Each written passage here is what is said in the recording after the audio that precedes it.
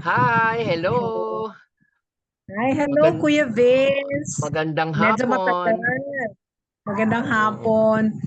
Medyo matagal tayong hindi nag-usap dahil sa bataan mo. So, oo nga.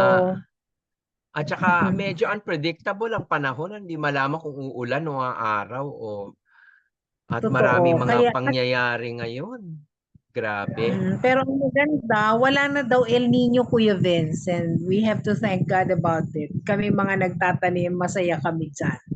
Talaga? Wala ng El Nino. Hindi kasi ako nakakapanood ng news masyado, kaya hindi ako na-update. But Pero anyway, it's that's good good. boy. Okay, so let's start our Saturday with another exciting topic. Pero bago tayo tumuloy-tuloy doon, i-welcome muna natin ang ating mga tagapakinig for this day, ngayong Sabado sa ating programa na nagkasama tayo muli at masaya tayo, Kuya Vince, na i-welcome sila dito sa ating programang A Day with Ate Grace. and Kuya Vince. So welcome po kayong lahat. So bago po tayo magsimula, mananalangin muna po tayo. Manalangin po tayo, Kuya Vince. Sige. Makisabay po kayo sa amin. Ama naming Diyos na nasa langit, maraming maraming salamat po sapagkat patuloy mo po kaming iniingatan, patuloy mo kaming pinapalakas at tinuturuan sa lahat ng bagay. Panginoon, sa araw na ito, sa aming pag-uusapan, dalangin po namin, nabigyan mo kami ng karunungan at kami mag-guide sapagkat ang barangay election ay paparating na ngayong October 30. Lord, pag-uusapan namin ang tungkol sa authority, tungkol sa power o kapangyarihan na itinuro mo ayon sa mga salita sa pamamagitan ni Kristo Jesus. So ngayon po, dalangin po namin na ang kaunawaan, ang karunungan ay inyong ibigay at ang unawa sa lahat ng aming mga tagapakinig upang kami po ay mag-guide sa eleksyon na mangyayari po ngayong Oktubre. Po ang aming samot na langis, tayong pangalan ni Jesus. Amen. Amen. So, diretso tayo. This is all about yung all power na pinagkaloob sa Matthew 18. Sabi po rito, and Jesus came and spake unto them, saying, all power is given unto me in heaven and in earth. So, the King of Kings and Lord of Lords is the divine speaker in these great words. So, ang King of Kings natin ay si Jesus. And how glorious he appears in this part of the word as the anointed of the Father on his mediatorial throne. So sa kanyang kapangyarihan doon sa trono na pinagkaloob sa kanya ng Ama bilang hari ng mga hari. He has that unlimited sovereignty and absolute dominion, and over all things, it is very clearly asserted.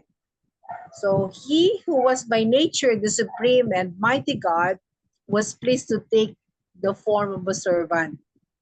So siya bilang kaisa-isang anak ng Ama na hari ng mga hari ay inako niya ang maging tagapaglingkod dito sa mundong ito upang tayo ay maturuan, upang kamtin natin ang tunay na example ng lingkod.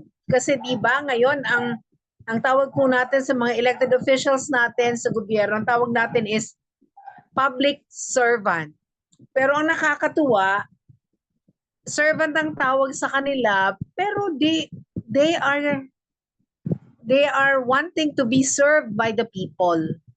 Dapat sila yung naglilingkod sa mga tao, pero it's the other way around. Pero hindi naman po lahat. Katulad ng inyong city mayor sa City of Pasig, talagang because of his ang tawag doon, because of his Devotion. relationship with Jesus, naintindihan niya, naunawaan niya na siya ay lingkod bayan. So lingkod talaga siyang totoo. He's really a servant. So, the fashion of a man that he might suffer the demerit of for the demerit of our sins. So gusto niya tayong mapawalan sala sa ating kasalanan, inako niya yung maging servant dito sa mundong ito. He humbled himself and became obedient unto death, even the death of the cross.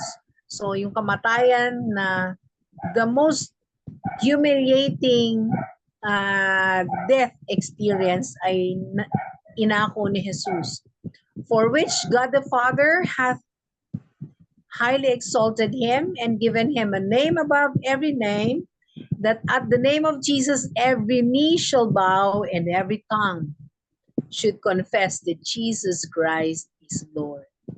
So bago niya nakuha yon na that he was exalted by the Father and he was given that name above every name, napagdaanan niya muna yung pinakamahirap sa lahat ng kamatayan na meron ng tao sa mundong ito. Yung mamatay dun sa krus, lahat ng kasalanan ng buong mundo, kailangan niyang pasanin upang mapawalan sala ang sino mang sumampalataya sa Kanya. So, ganon minsan, may mga tao na kakandidato, mangangako sa ng lahat, tapos gusto daw nilang magsilbi, pero in the end, sila ang gustong pagsilbihan ng mga tao na pumili sa kanila. So dito, ang Diyos Ama, it's God the Father who had chosen Jesus to be the servant of all, servant of men, kasi inako niya lahat ng kasalanan natin. And ang Diyos Ama din ang nag-exalt sa Kanya at naglagay sa Kanya sa trono bilang King of Kings. So accordingly, our Lord, after His resurrection, appeared in the clearer and more brighter effulgence of His deity. In His estate of humiliation, He did not lay aside His divinity, but shrouded the glorious appearance of it with the weakness of human flesh. So pinagdaanan niya yung katulad ng sa atin, nabuhay siya bilang tao, pero hindi niya kinalimutan yung kanyang righteousness, hindi niya iniwanan yung kanyang pagiging banal. Tinukso siya pero minsan hindi po siya nahulog sa tukso. So, yet in the meantime, how frequently did the sun break forth through those clouds in the wonderful miracles He wrought. So, ang iniisip ng tao lang ako, kaya ako nagkakasala. Pero pagka tumanggap ka na kay Kristo, kailangang alalahanin mo na you are the righteousness of God in Christ Jesus. Nung tinanggap mo si Jesus, nakuha mo na yung katwiran na meron si Jesus at yun ang tinitignan ng Ama, hindi na yung pagiging makasalanan. Kaya pag tumanggap ka na kay Jesus, you're no longer a sinner. You commit sin at times, you commit mistakes at times, but you're no longer a sinner dahil tinubos ka na ni Jesus. Ganun po yun. But now, having finished transgressions in His expiatory sacrifice, the risen triumphant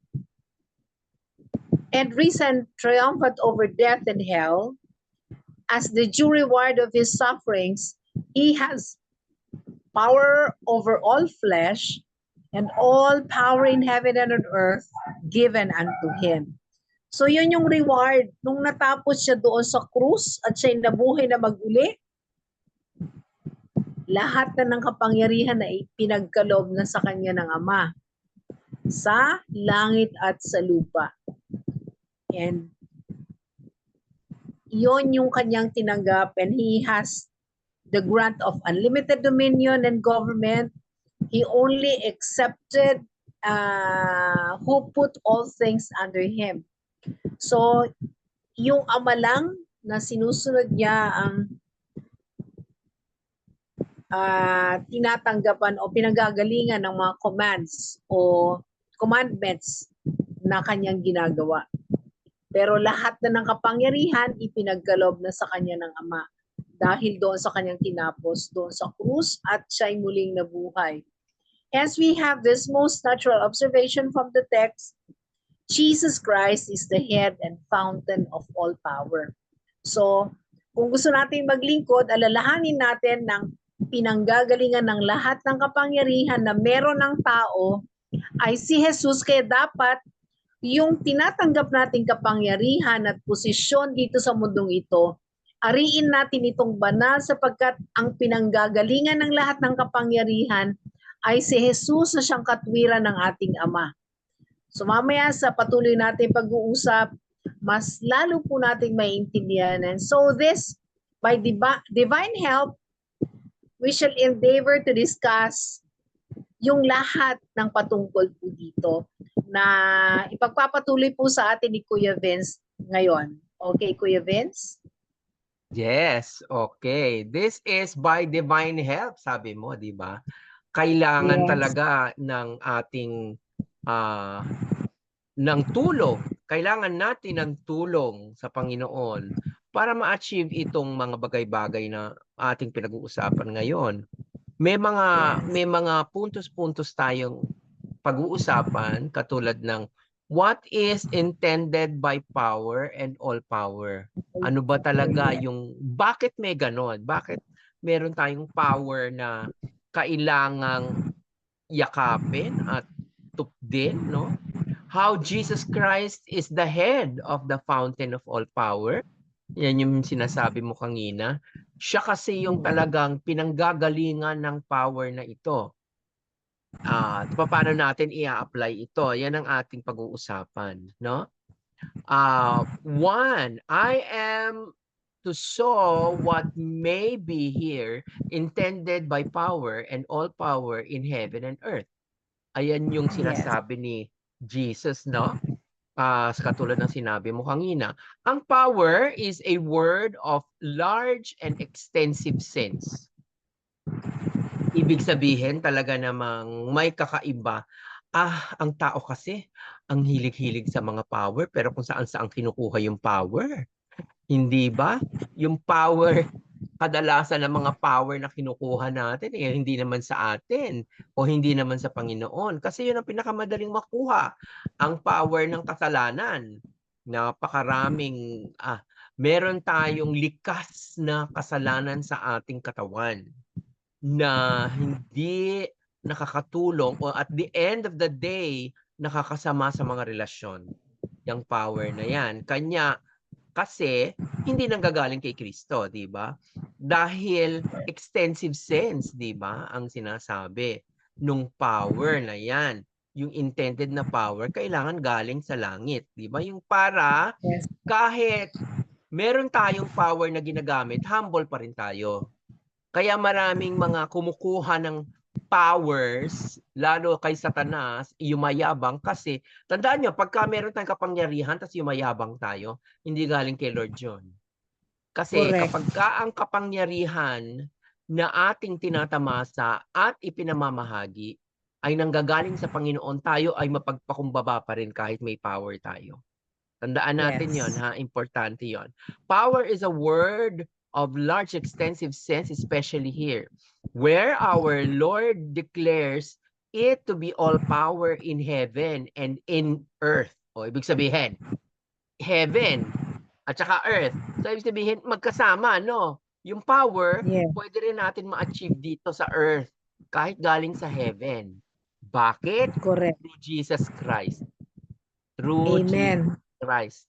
That is the only way talaga tayo ay magkaroon ng power na galing sa langit at nasa lupa din tayo. Kaya nating gamitin dito sa lupa ang power na yan. Kanya, yon ay importante, no? So that we may be well conceived that there is no kind of power, but it is in some just sense His. Katotohanan lang, no? Kahit na paikot-ikutin natin ang mundo, sa katotohanan, ang power na yan galing sa Kanya. Kaya kailangan nating i-acknowledge Kanya hindi tayo pwedeng magmalaki at hindi tayo pwedeng magmayabang dahil wala tayong pagmamayabang dahil hindi naman sa atin galing yung power. Kaya Correct. maraming Recipient bumabagsak. lang tayo. Oo. Kaya maraming bumabagsak na mga tele-evangelist kasi sumisikat sila. Although nung umpisa, ang ganda-ganda nila ng sinasabi nila, maka-Diyos, ay nai-intercept ni Satanas gawa ng pumapasok ang self, pumapasok ang sariling interes, Pride. And ang the pride pride. of At saka yung siyempre, yung tinatamasang kaligayahan ay nagkakaroon ng masamang kaparaanan. Ilan na yung tele-evangelist na bumagsak sa premarital affairs. Kaya sila bumabagsak. Pagkatapos nawawala na sila pag nabuking. Hindi ba? Meron namang hindi naman tele-evangelist, pero nung mamatay, at saka lumabas lahat ang baho. Ang saklap nun para sa pamilya. Wala na silang masasapok. Kasi namatay na bago lumabas. So, may mga ganyang kaso. Kasi nga, yung power, hindi ina-acknowledge kung kanino galing. yes, it's coming from God through Jesus. Yun Oo. ang mm. Power signifies but right and ability to perform anything. Kasi we really need to see where our power is coming from. Kasi kung hindi Yes, natin true. nakita ito, babagsak at babagsak tayo. There is power of strength and power of authority and dominion. And there is divine power and the power of creatures. Among men, there is civil, military, and ecclesiastical power. O, alam natin ecclesiastical power. Yung ating ginagawa ngayon is ecclesiastical power. But Jesus Christ is the great head of the fountain and fountain of all. Amen. Fountain of all. Sa kanya talaga nagsisibol. Lumalabas Yes. ng ganyan. Sa kanya talaga. Yes. Bumubukal. Bulwak. Bumubukal. Bumubulwak. Oo, bumubulwak galing sa kanya. Bumubukal, tama. Mas maganda yung bumubukal, di ba? Mas social ang dating. Bumubukal galing sa kanya. So, problema pag civil ka kasi yan yung election nga ngayon, di ba? So, yung civil ang pinag-uusapan natin dyan, di ba? So, kanya medyo ang dami nang nangungulit dito, naiinis ako. Buti na lang hindi nila ako nakikita kasi di ba pag pumasok ka, liliko ka sa bahay ko, liliko. Hindi nila ako nakikita dito sa loob. At saka, ang ginagamit ko lang yung pag nanonood ako, ang ginagamit ko lang yung tablet. So hindi masyadong malakas, hindi tunog TV na may tao. So parang may tumatawag, dinidedma ko. Kasi nangungulit na sila, nagsimula na silang mangulit at kung saan-saan nilalagay ang mga poste, kung saan-saan nilalagay, naiinis ako. So anyway, let's continue. Yes. Divine power is infinite. Totoo. Yung power ng civil, ibig sabihin yung ginagamit nga ngayon ng mga limited 'yon. Or yung power ng military, syempre military lang 'yon. Ang kanilang purpose para magsilbi, di ba? Magsilbi sa bayan at ipagtanggol ang bayan. So hanggang doon lang yung limit. Pero ang divine power yung ecclesiastical power ay malawak yan. Kasi buong mundo pinag-uusapan natin. So kapag tayo ay in-enable ng Holy Spirit, ang pinag-uusapan natin ay hindi lang sa Pasig, kamukha ko, o ikaw sa Bicol. Hindi necessarily ganon. Aba, tayo may power tayo dahil ito ay kung saan-saan nare-reach dahil online din tayo ngayon. So it could reach all over the world. We'll never know, di ba? Meron na ba tayong mga figures na ganyan kung saan ang gagaling? So baka pwede mong alamin kay Kuya Search. Kuya Search, paki-research nga kung saan tayo nakakarating. So anyway, yung divine power nga is infinite. and bounded by nothing but the absolute will and pleasure of the Great Supreme. Hence, this title is assumed by God and abundantly attributed to Him with infinite propriety. Ano ba yung infinite propriety? Ang propriety ay ang kanyang dominion, ang kanyang pag-aari. Pag proprietor ka kasi, ikaw yung namamahala, ikaw yung namumuno, ikaw nakakaalam ng lahat, at lahat-lahat. So tayo ay hindi Yung naman nandoon. Si God lang yung may infinite propriety. So alam nyo, ang number one problema ng tao, hindi nila makita kung gaano kagaling si God. Hindi nila makita yung tunay na power na galing kay God. Kanya, because they thought nahihirapan they sila. are the, yes, Oo. they thought kasi they are the most powerful one in the place Ayan where na they nga. are. Ayan na nga ang problema, di ba? Kanya, yung nangyayaring yan ay hindi naman talagang magandang halimbawa para sa ibang tao. Kasi kailangan maintindihan natin, ang powers talaga ay nanggagaling kay God. Kailangan i-acknowledge natin palagi yon. The Almighty, I am the Almighty God. Excuse me. I am the Almighty God. I know, says Job. Alam ni Job, kay Job na nakipag-usap siya, no? That thou canst do everything. So, hindi niya magagawa lahat. Whatever God wills to do, He does with infinite pleasure. Diba? Alam mo, at ito, I have to be honest with you, no? Kasi nung umpisa ako, pagdating dyan sa mga ganyang powers ni God, medyo hirap akong i-grasp o i-absorb. Kasi ang sinasabi, kailangang humble, pero pagka ganyang pinag-uusapan, parang hindi ako nakakakita ng humility kay God. Hindi ko mag-gets. Kasi syempre, kailangan ko makita muna sa... May ventilador ka ba? Kasi umaano sa microphone mo yung ventilador. Maingay. Okay. Sige. Oo. Nag-message ako sa'yo. Ibaba mo siguro sa may paa mo lang. Kasi maingay eh. So, ituloy natin yon. Yung sinasabi ko na hirap kong mag-grasp nung umpisa kasi gusto kong makita muna sa kanya yung sinasabi niyang humility. Mali no? Parang mali yung mayabang ang dating. Mayabang talaga.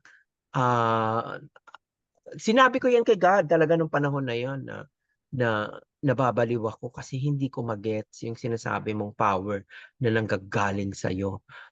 Hindi ko magets talaga. So ngayon, nadi-discuss kong ganito kasi experience ko na talagang yung power, nung in-acknowledge ko, ang power ni God ay galing kay God. Nung in-acknowledge ko yon, tsaka ko siya naintindihan.